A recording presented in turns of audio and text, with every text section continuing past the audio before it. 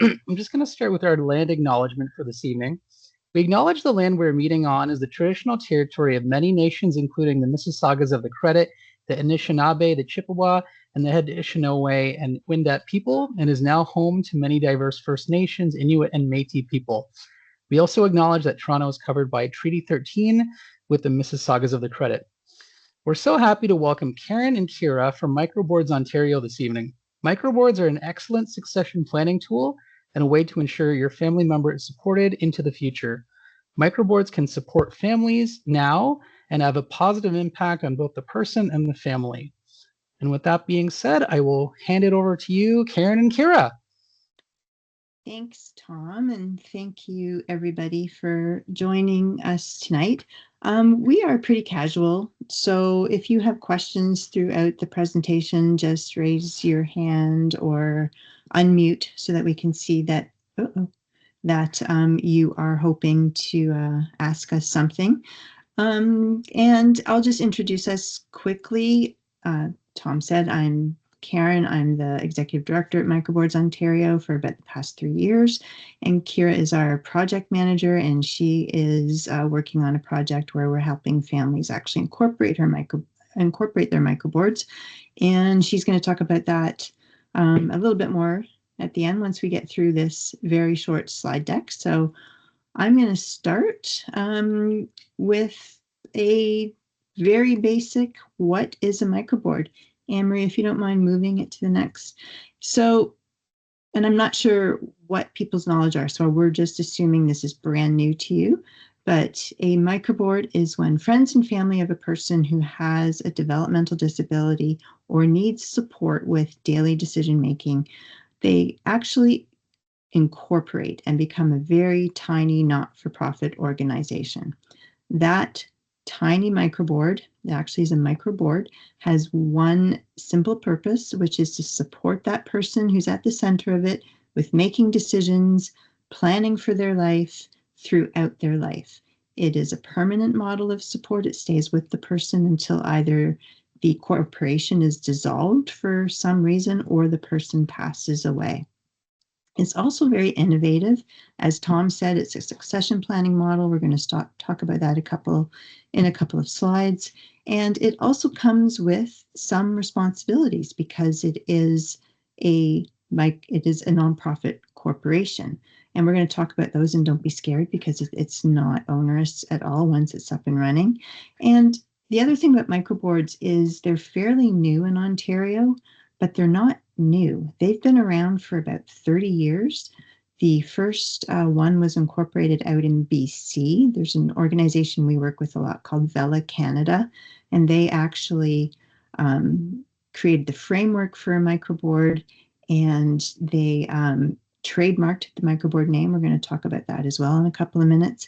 And in BC, a microboard is a funded support. So they have a very different funding model out there. They've had individualized or direct funding for several years. And if a family chooses direct funding, they can opt to have a microboard help with managing that money. And creating a microboard is funded by the BC government. So that is something we're trying to replicate here in Ontario.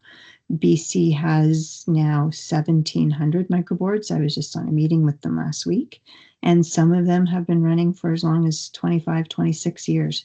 So they are moving into that next generation of support. So it's something that we are really hoping to really hopes take off here. It's also starting to bubble up in different areas around the United States. We work a lot with Microboards Australia, and we've also had meetings with like South Africa and Sweden who are interested in exploring this model as well. So we could move on to the next, please.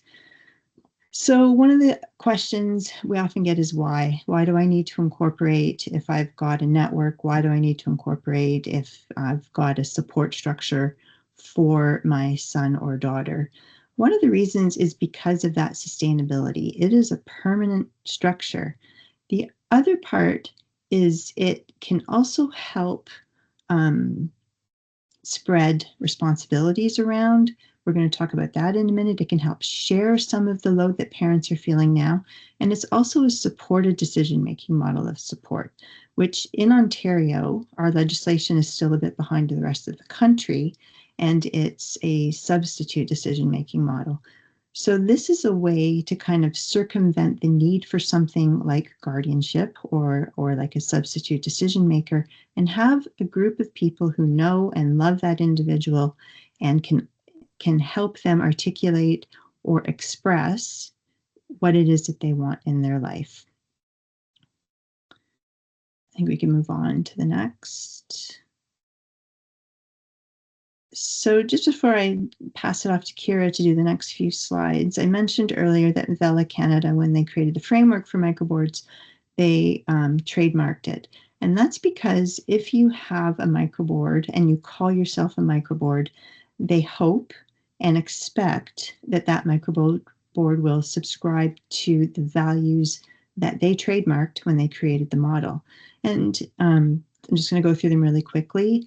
So relationships. This is probably the most important principle and value of a microboard. It is about friends and family who know that person, who care about that person, who are unpaid, and who are part of that person's life and want to see that person succeed and have the best life that they can in the community.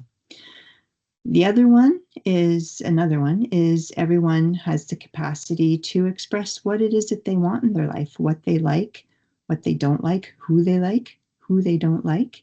Everybody, even if a person doesn't use words, they can often tell you what it is that they like, or when they are comfortable or when they're not comfortable. And that's why it relies so much on relationships, because it's the people who know them best who know how to interpret those signals. As I mentioned, it's a supported decision-making model. So sharing decision-making is very much a shared experience. There is no hierarchy with the microboard. There's no power that microboard members can exert or make decisions on behalf of that person without including that person in those conversations as much as they want to be included. And the last one is everybody wants to be valued. They want to contribute to the community. They want to have their contribution respected and supported and welcomed. So everybody should have the right to do that. So none of these are rocket science, because we all talk about these every day. And I know Community Living Toronto really well. I know these are principles, but having them front and forward in a microboard makes sure that when a microboard is being created, this is the foundation that it starts from. And I'm going to pass it off to Kira now to do the next couple of slides. Okie dokie. Thank you, Karen. So, Anne-Marie, if we can just scoot on to the next slide, that would be amazing. Thank you. All right. Well, hi, everybody. So I'm going to talk to you next about what exactly a microboard looks like. And it is exactly as it sounds, which is it's a small micro group of people who come together to create a large impact for the person. And you'll see here that there needs to be at least 5 unpaid people who have a relationship with the person who the microboard is for. And we've seen microboards range from 5 people, which is the minimum amount, all the way up to 9, or even sometimes a few more, but we do try and keep them small. So of course, every microboard is different, but typically the 5 people who you can start out with can be the person themselves who's being supported if they choose to be a director on their board, mom, dad, a sibling, other caregivers, and then perhaps another person who's outside of the family to provide a different perspective, like a close friend of the person, aunts, uncles, cousins, other family friends. It really all depends on who you're close with. And you can also invite really anyone in the community who has a reciprocal relationship with your loved one and who will be committed to moving forward on the microboard. You can't have current staff or support workers on the board as directors, and that's considered a conflict of interest because the directors must be unpaid, and also because the microboard can serve as the employer of record, which means they're the ones who are likely making decisions about wages and other employment matters. So no paid staff on the board, but they can still be involved in other ways to support the person at the center. Now, the person who's being supported can be a director on their microboard if they would like. There are some legal considerations for directors of not-for-profits in Canada, but if they do want to be a director, then a support plan should be put in place to help with participation and decision-making. If they don't want to be a director, or if they're unable to be involved at that level, then they can still definitely actively participate in the microboard. So you'll see that directors can also have designated roles. So let's just say the person who is a director in their professional life is an accountant or a lawyer or an HR professional. Then if they choose, they can help with some operations of the microboard, but it's not a requirement that a director have one of those professional titles. The most important part is for directors on a microboard to have a relationship with the person who the microboard is for, and that's one of the values, one of the principles of a microboard, is really building those strong relationships. And generally, there's only one microboard per person. However, we have been working with some families who are creating one microboard with their two children who both require support with decision making. So the reason behind this is to help manage administrative functions, and it helps with the initial setup costs and any filings that need to be done. So it's very important, though, to ensure that each person's voice is heard and respected and given equal time. So there are subcommittees for each person's individual needs, wants, goals, and decisions. And lastly, microboards are often supported by an independent facilitator. So the facilitator is not a director. Instead, they are acting in a paid professional role to help keep the microboard moving forward. And their role is to ensure that the person's voice is heard and their wishes are understood. And they also support the microboard in preparing for any upcoming meetings, growing their network, and they provide knowledge about roles and responsibilities of directors, what's going on in the community or within the ministry. So not every group chooses to have a facilitator, but they are strongly recommended because they can act as an anchor and as a wonderful guide for the person and for the group. So, of course, being a not-for-profit, there are some legal responsibilities. And, when we're getting microboards up and running, we do share all of this information with families, but once incorporation has happened, things move along really smoothly, and these are just things to keep in mind. So directors are fiduciaries of a corporation, and that means that they are in a position of trust. So they have to make decisions that are in the best interest of the person and the microboard. And that starts with upholding the purpose and the mission, which is supporting a person with making decisions throughout their life. So you have a formal legal structure, which, as Karen mentioned earlier, is extremely sustainable. And data shows that the longevity of incorporated networks exceeds those that are less formal, like circles, although there are some circles that are sustainable, of course, as well. So the microboard could be the employer of record and hire employers and contractors, which removes some liability from direct hiring that may be done by caregivers. And you will see later how insurance can help ensure that directors and the microboard are offered a level of protection. Microboards can also receive and administer funding, and any funding going to the person, like Passport or other MCCSS funding, can flow through the microboard. It can also enter into contracts with service providers, manage home and residential supports, and If they choose, they can also engage and hire support workers. The microboard can be a medium between planning components of the person to promote financial security. So what I mean by that is that the microboard can interact with various sources of funding and with trusts. One of the requirements under the Not-for-Profit Corporations Act, as you'll see on the slide here, is to have one annual general meeting, so the AGM, once a year or so, where you will elect the directors and, discuss any other business that may need to be talked about. And some boards also choose to meet as directors every month or every quarter. It all really depends on what works best for your group. Microboards also promote succession planning, and this is one of the reasons why families want to put together a microboard with their loved one. Setting it up with the person and with their parents and caregivers really ensures that the other directors understand the plan for the person at the center's life, being supported by the microboard. And when caregivers age, the directors can take on the decision-making and responsibilities because they learn directly from the caregivers and the person themselves ahead of time.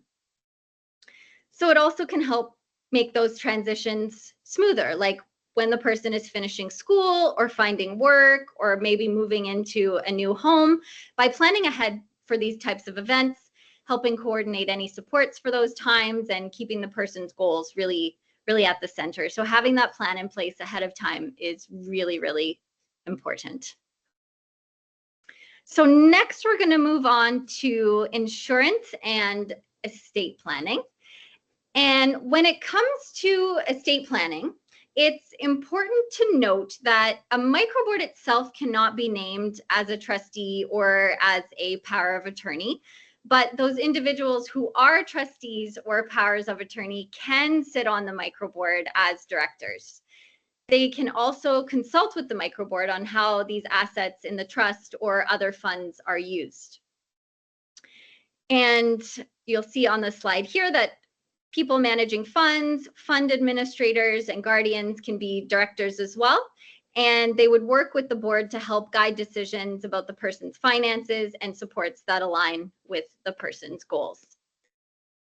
I already talked about insurance briefly, but we do highly recommend that every microboard get directors and officers and general liability insurance.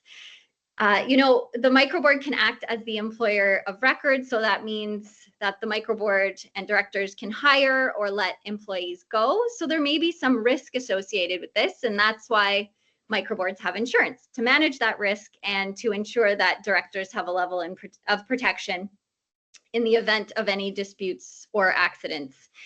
Things happen in life sometimes, so it's always a good idea to ensure that protection by way of insurance is in place. And Karen, if you had anything else that you wanted to add about insurance, feel free. If not, totally okay. I will hop into the next one.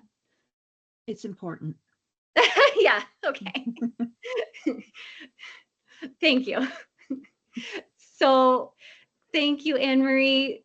So finally, I'm going to talk about some benefits of a microboard in a person's life.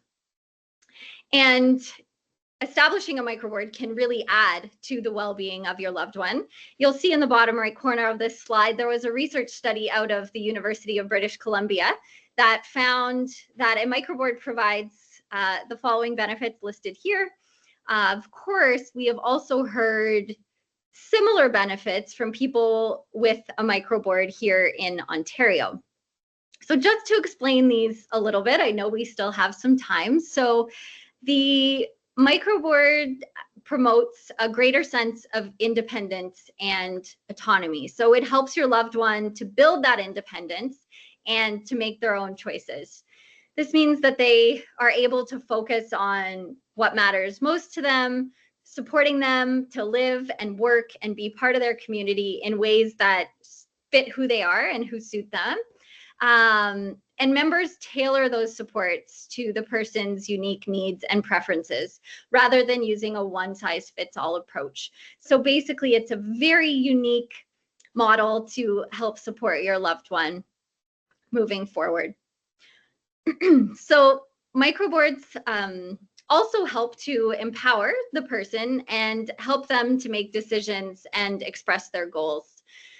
So as I was talking about when we were talking about the five members, it's also good to look outside of the immediate family, because then you'll have a supportive group with diverse perspectives and backgrounds and professions and voices on the microboard. So people often feel more comfortable sharing their desires with others when caring and committed people are curious about their goals, personality, gifts, dreams, strengths, interests, all of the above.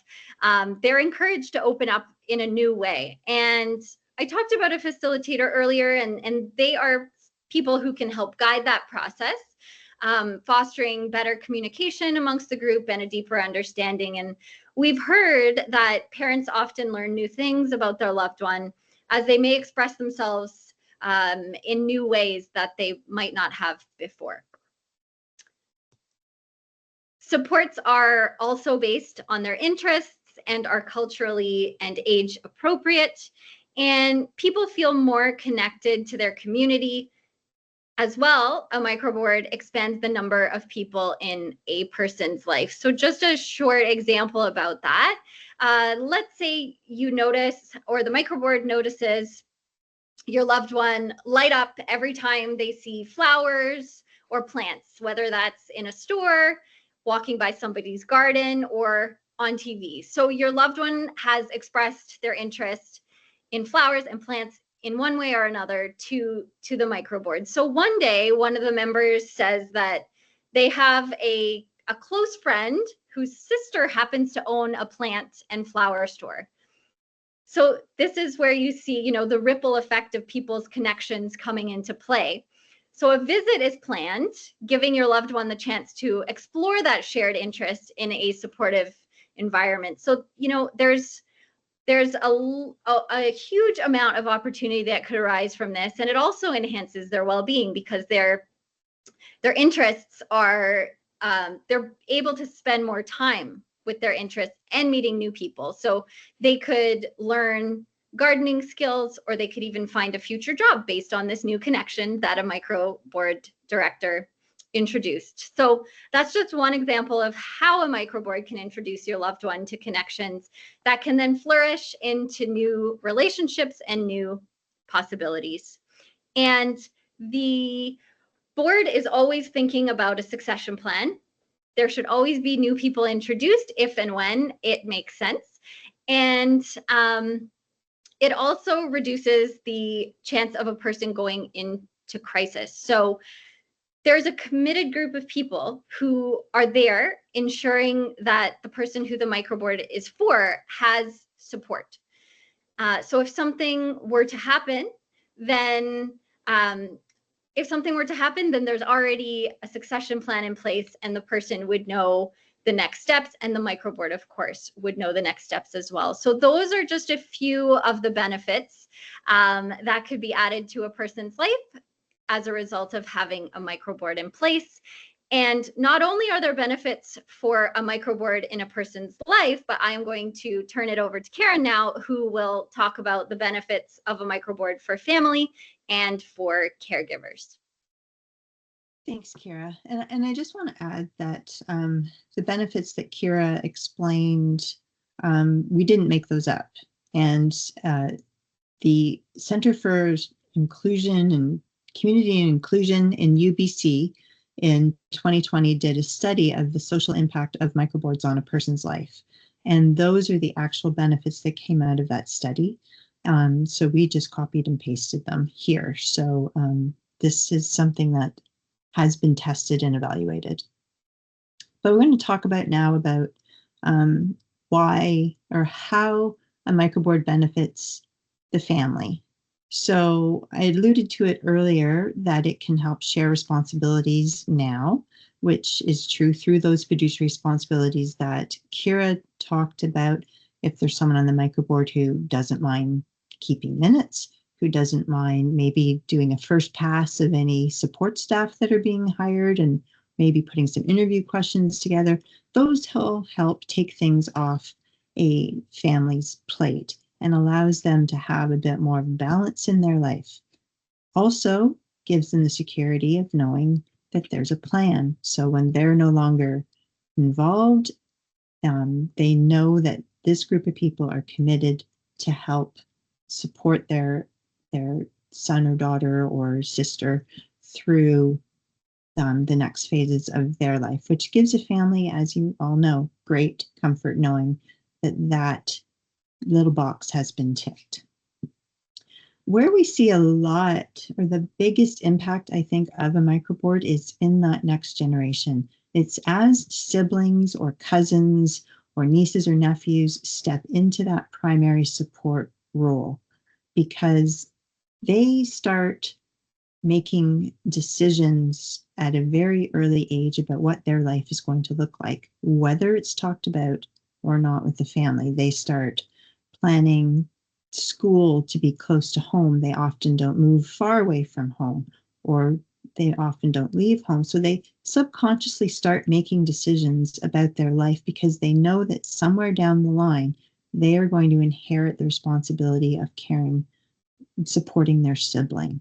So it really helps to reduce the stress that a sibling faces, or a cousin, whoever it is, that next generation of support really helps to reduce stress because they don't have to make all of these decisions alone. They have a group of people who can help them, who've been involved the whole time, who can help them help them support their sibling in making the right decisions. There's also minutes of meetings, so they can go back and they can see everything that has happened in their sibling's life, because it allows a sibling or next generation of support to have a little bit more balance in their own life. I had a parent call a couple of months ago now, and she had a 21-year-old son and a 16-year-old daughter. The 21-year-old son required support. He had a developmental disability as well as autism. And her 16-year-old was coming home from school crying because she's like, am I going to be able to go away to school? Am I going to be able to, move away from home? She was already stressed out about what her life is going to look like. So this mom called us and said, I need a microboard just so my daughter has that support. And we hear that time and time again from families whose shoulders just come down because they know they aren't going to have to inherit the support of their sibling by themselves. And it also helps protect that relationship. We know one family where his name is David, and he has a microboard, and he does not want his sisters being his primary support workers. So the way that knowing that they were close to his care, but weren't his caregivers, made a really big difference to him and helped protect that relationship, because it really creates a stressor on the sibling relationship when one moves into the role of being a primary support for that person.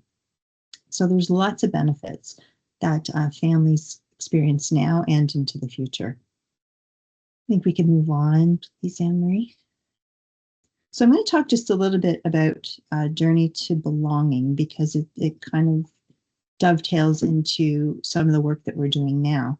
So I'm assuming you all know, but if you don't know, Journey to Belonging is the Ministry of Children, Community and Social Services 10-year plan to reform services and supports to people with developmental disabilities or intellectual disabilities in Ontario. And they have specific goals and visions that they have outlined. Supports are person-directed, they're sustainable, they're built on family and community connections and networks, and it, of course, protects the health and the safety of the person who requires the support. And microboards hit every single one of these. So it is something that's really being looked at seriously as a way to help people have a great life in community and have a permanent structure that can support them in doing that. We can move on. I need to talk much more about that.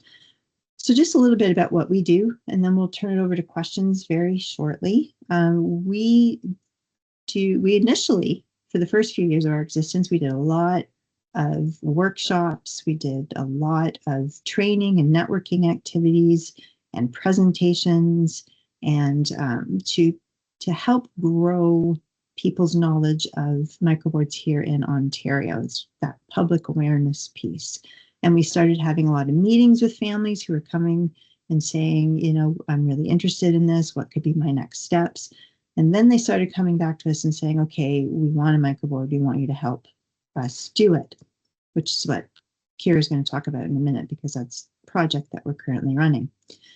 The other thing we do is, Kira mentioned the importance of facilitation and the role that a facilitator can play in helping keep the microboard on track and moving forward, and doing all of that support that a microboard needs to just keep operating.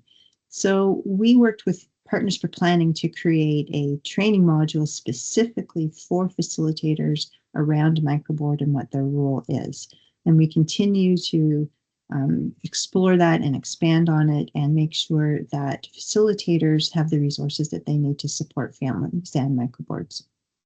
We also have a peer mentorship program. This is probably one of our busiest programs from the emails that come through. This is families who are part of a microboard who offer up their time to families who might be on track to create a microboard. They might just be exploring the idea. They might want some strategies for building relationships so that they could have a microboard at some point in their son or daughter's or their own life. So families can go on our website and can see our list of mentors, find one that kind of resonates with them or might live in their area, and just connect with them.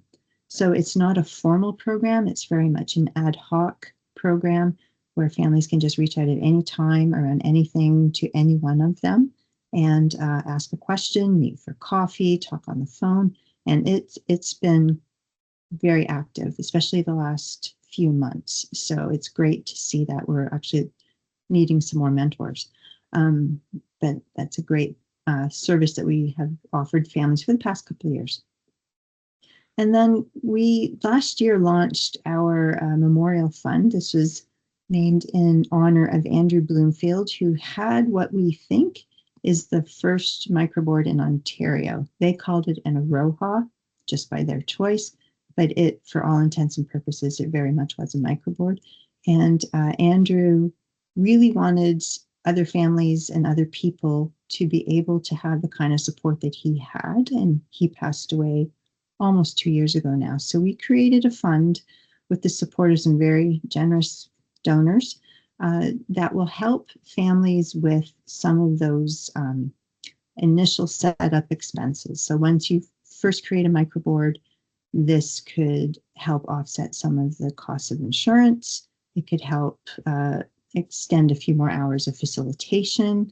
It can help with some of, back office if you wanted to hire an accountant to balance your books.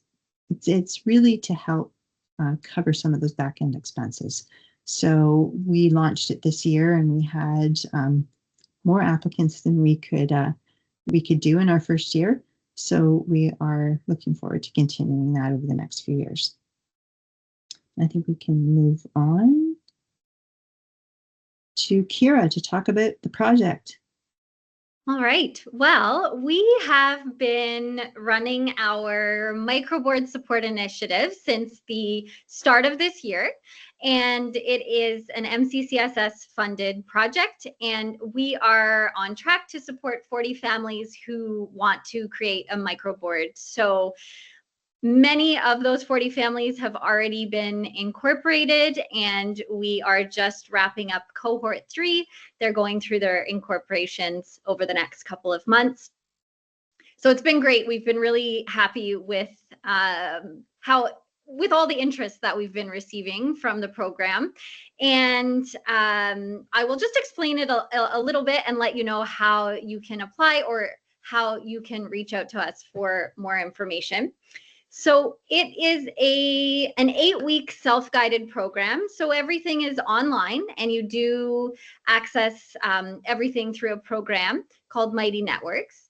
So you would log in, and every week for those 8 weeks, you will get a new module. And this is helping to build a strong foundation for your microboard. So you're learning at the beginning anything from values and vision, and how to create and select a microboard name that really works well for and with your loved one, all the way to the end where we talk about bylaw creation, because it is a not-for-profit, so you do need those bylaws to kind of act as the playbook for the organization. So we literally walk you through the whole entire process for those 8 weeks. And then there's about a month and a half after that where you put together all the pieces of information that you've been working on over those 8 weeks.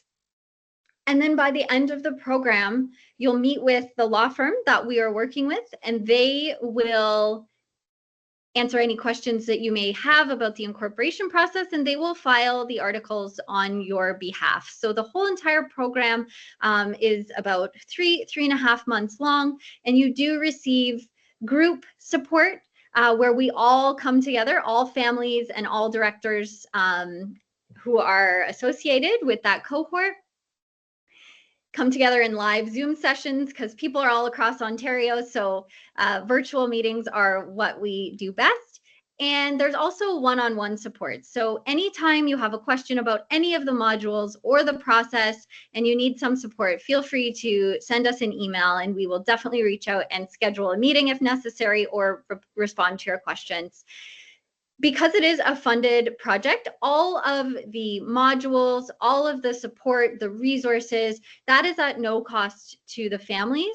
There's only a $220 cost, and that is simply for the Nuance name search. So the law firm has to search to make sure that the name you've selected for the microboard is not already in use or similar to a name that's already in use. And that fee also includes the articles of incorporation filing. So it's very low cost, and those are the only two things that are that need to be paid for. So it's been going really, really well so far, and we are starting another cohort on January 6th. So in a couple of months, less than that now. And if you are interested in learning more about it, please feel free to send us an email. You'll see the email here on the screen, and we will set up a meeting with you to talk a little bit more about microboards and about your family and everybody who will be involved in the microboard. And then there is a very short application form to fill out, just so we have everything on record. And then we'll get started in January. So if you are interested, please feel free to let us know. We would be more than happy to set up a meeting with you. And we also have some other programs as well. So Karen is going to talk about our microboards for young families next. Oh, great. So our Microboards for Young Families program grew out of two things. One was families whose kids were under 18, and they were thinking a microboard might be in their future, so they wanted to have that foundation of what it was all about to kind of expedite when they were in a position and ready to move ahead with the microboard. We often start hearing from families like just before those transition years start, and families are starting to think about getting all of the next steps in place. And then the other group it grew out of was families who did want a microboard, but they didn't have the connections. They might have been new to Canada and didn't know very many people, or didn't have any family here, or they were just a small family and quite isolated and didn't have a lot of social or family connections who they could draw on to be part of the microboard. So we created this Microboards for Young Families, which gives you an outline of the different modules that we cover. I will say that the relationships is 3 modules. It's a 6-week program, and 3 of those are about relationships. We built it thanks to Microboards Australia, who've had a very successful Microboards for Children program running for years. So they gave us everything, but we took it and revised it and kind of adapted it to an Ontario specific audience. So we launched it last spring and it was great. And 3 of those families went on to incorporate a microboard because their child was either just over 18 or turned 18 in the process. But we still have families who have young children who still want to incorporate.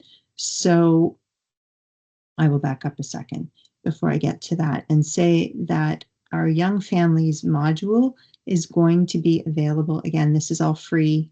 It will be a self-paced with check-ins from us along the way, but it will be available probably late next winter. As a self-managed program, we will ask for just registration so we know because you have access to our platform, Mighty Networks, and families will be able to really build that foundation.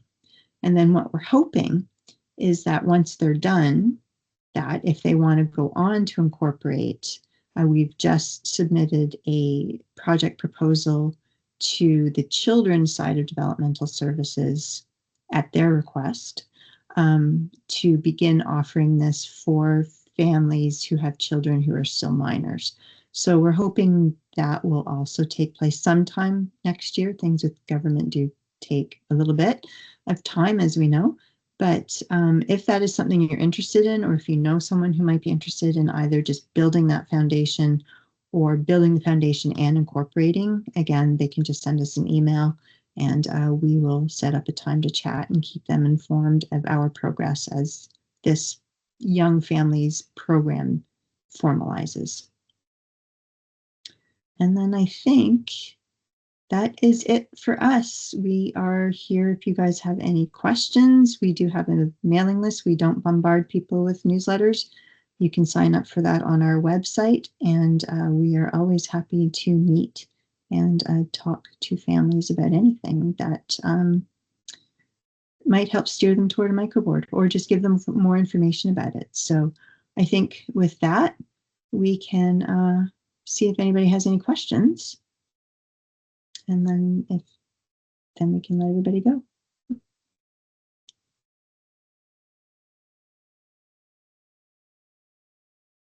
I have a question. Okay, Tom. Just wondering if you can give us like a rough estimate of how much that insurance piece might be for families. Can you give us an estimated number? Yeah. So we recommend 2 types of insurance: the directors and officers, which protects the members of the microboard, and then general liability, which helps protect the assets. So your house, where the person's living. So that can run and depending on the level of coverage that you want, but that can run anywhere from about $900 to about $1,400 per year. So a couple of things on that. One, it protects you, protects your house, protects everything there is to do with hiring staff, managing money, doing any of those things that a microboard does and can do. And even if you don't have a microboard, I'm going to be Brendan Porin now because he says this all the time.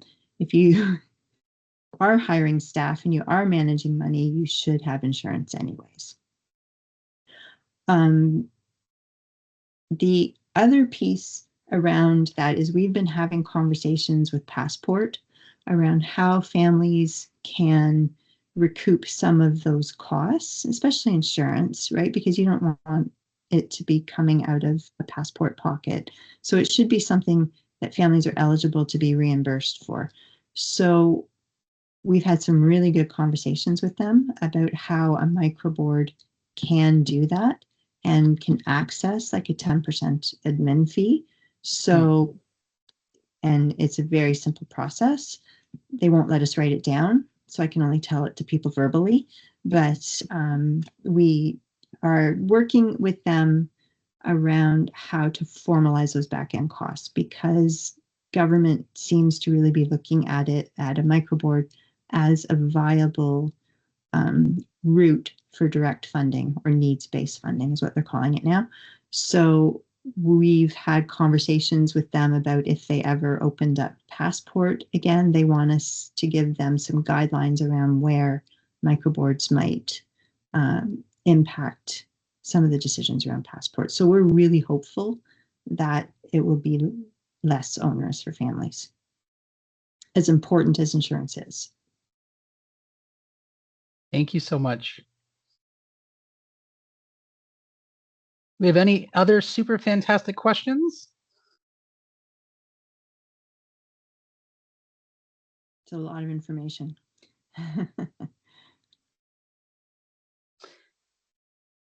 Well, thank you so much to you both for being here today. We really appreciate all the great information you shared about microboards and Microboards Ontario and how to create one.